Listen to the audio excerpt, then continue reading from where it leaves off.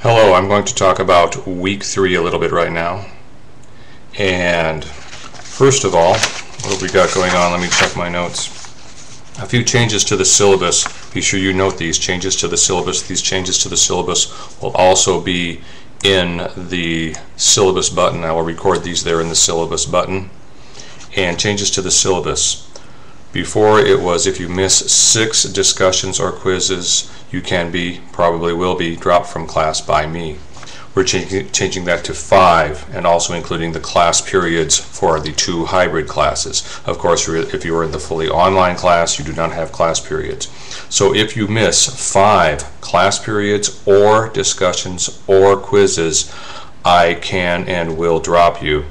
And so be very careful about that. I have had numerous people this second week, this past week, the second week, already not doing either the quiz or the discussion forum. It is essential that all 3 classes, whether it's hybrid or online, you check into the assignment folder every week and do the work. This is not difficult, but you have to budget your time and get in and do it.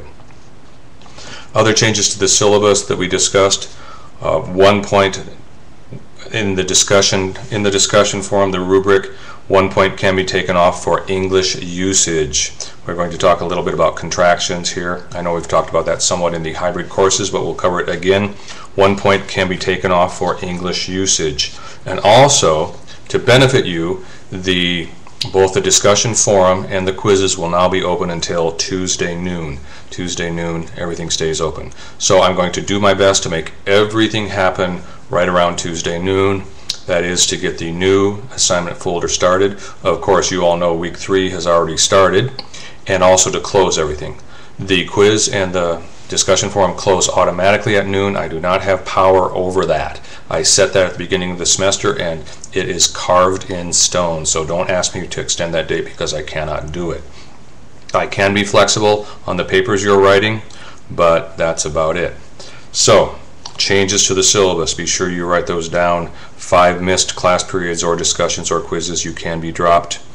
1 point in the discussion forum, you can lose that for English usage, so really be careful of your English usage. Capitalize the word I went to the fair. It's not fair that I have to do this much work.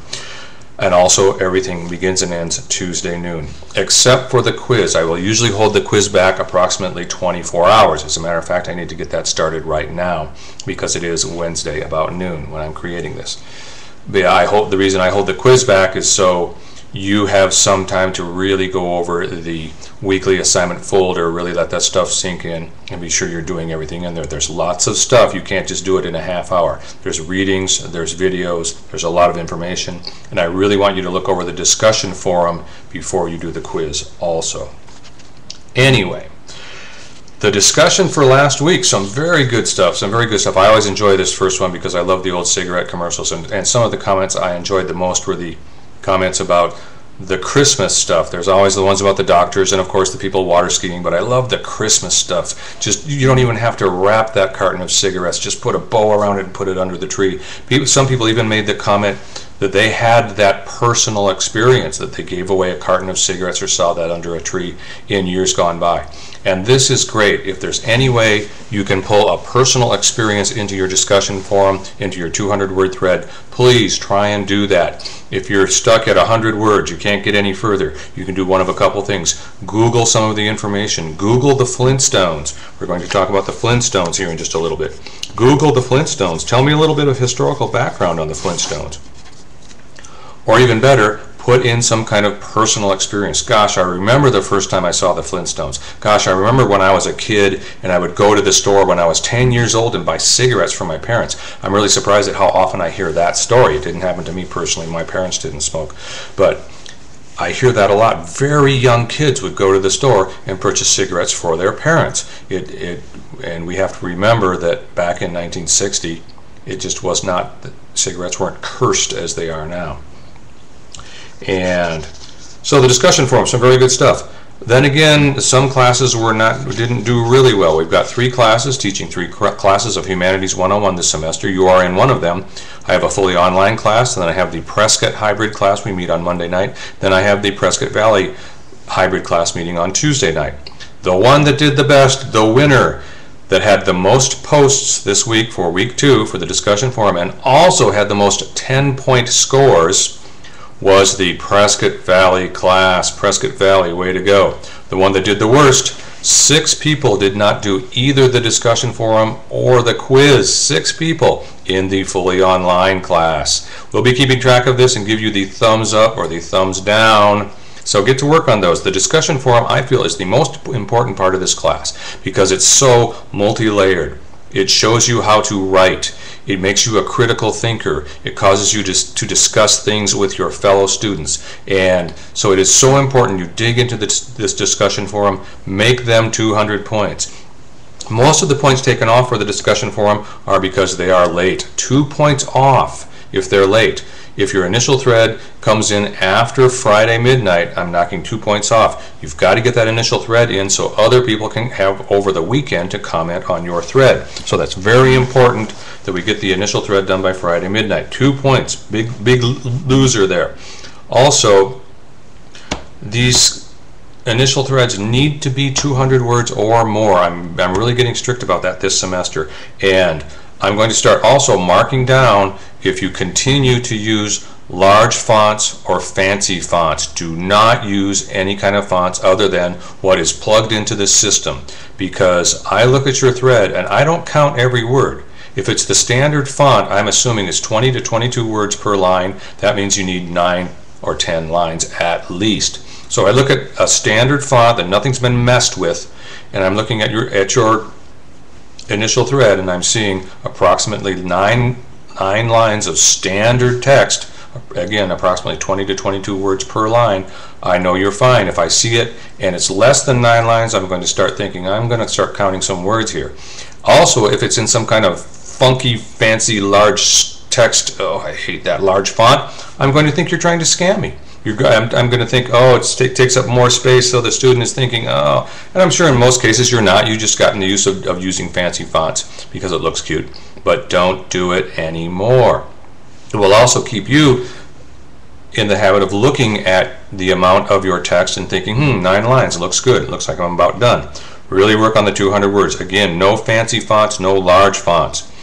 And so many points were taken off for length. Also, instructions. People are not following the instructions. There will always be specific instructions of stuff you have to include in the forum to get maximum points. This past one about Barney and Fred and Denny's, you had to say something about Gula and or critical thinking and mention one of Gula's points. Is this a glittering generality? Is this appeal to statistics? Many people did not do that. They just whizzed through, did not read the instructions carefully. For week 3, the specific instructions, it is about, the week 3 discussion forum is about 50s rock and roll. It is about Little Richard, famous black performer, and how his music was covered, some say stolen, by white performers, specifically Pat Boone. So you have to go in, watch the rock and roll documentary, the information about Little Richard. You have to find the Pat Boone video of Pat Boone doing the Little Richard song. You have to read the information in Anti-Rock on pages 73 through 74 on the same concept. And then you have to go into the discussion forum and follow the instructions. It says for max points you must answer the question above, was Pat Boone stealing Little Richard's style and musical style? Was Pat Boone stealing Little Richard's musical style? You have to answer that specific question. Then you also have to mention a specific example from the book Anti-Rock, and you also, or a specific example from the documentary. You also have to discuss one of the following points that I have written. Was Pat Boone just an easy target? What about the Beatles covering Motown and Little Richard songs? Elvis Presley covered Little Richard songs. Why was he not criticized as much as Pat Boone? Or discuss Vanilla Ice, Beastie Boys, or Eminem creating white rap. Again, the same thing we're seeing today. Are they stealing black man's culture, black person's music? Or discuss 80s rap group Run DMC, who did the opposite and covered Aerosmith's Walk This Way. So you have to do all of the points in the instructions. So read that carefully. Very important. Let's get these grades up and see which class does the best for week 3. Flintstones. So I got to do some reading on the Flintstones. Flintstones came out in 1960. 1960, much earlier than I originally thought. This was primetime television, so the cigarette advertising was not really aimed at kids. It was probably aimed more like Family Guy or Simpsons, as many people pointed out. Good job.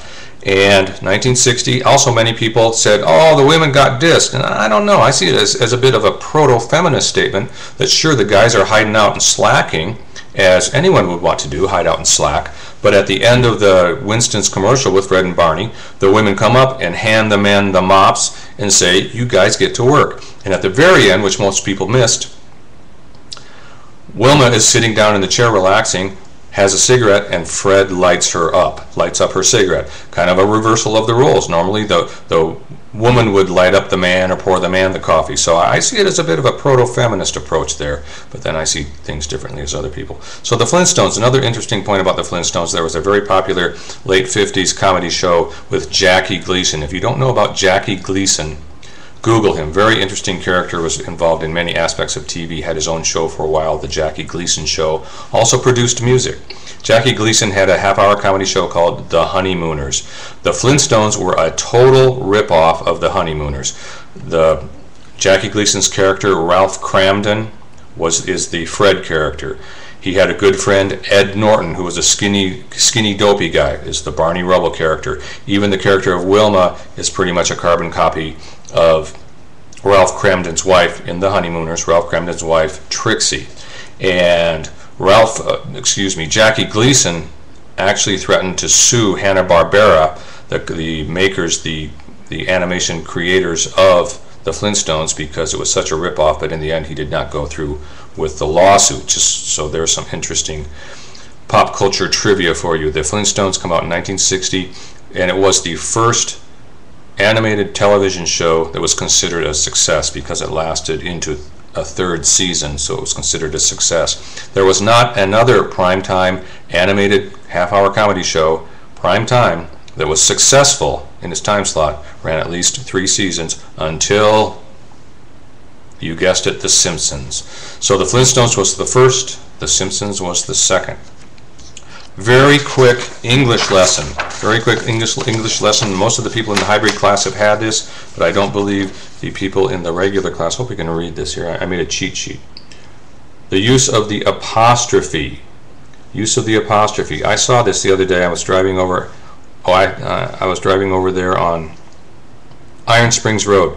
There's a new gun shop on Iron Springs Road right across from the Honda dealer. Drive over there and check it out yourself. The sign says guns, G-U-N, apostrophe S, and ammo. Totally wrong. Never do this. This is the first rule of apostrophes. They are not used for plurals. I have 2 dogs. I have 3 pencils. I have guns. Those are plural. You can hear the phone ringing. Let me grab the phone real quick.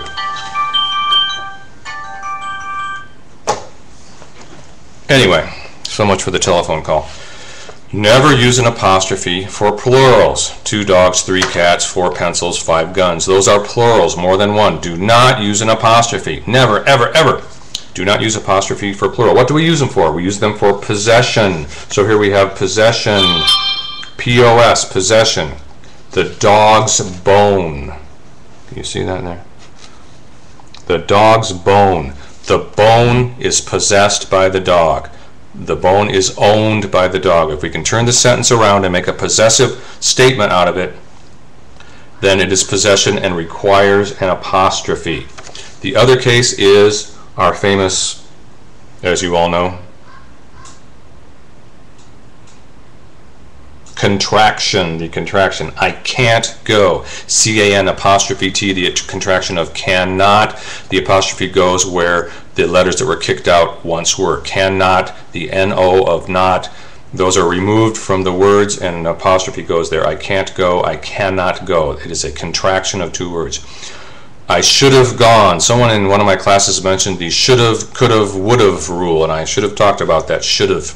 Because this is a unique case, many English teachers will talk about that. I should have gone. Should have is a contraction of should have, not should of, O-F. It is a contraction of should have. Just the same as could have is a contraction of could have. Would have is a contraction of would have. Most English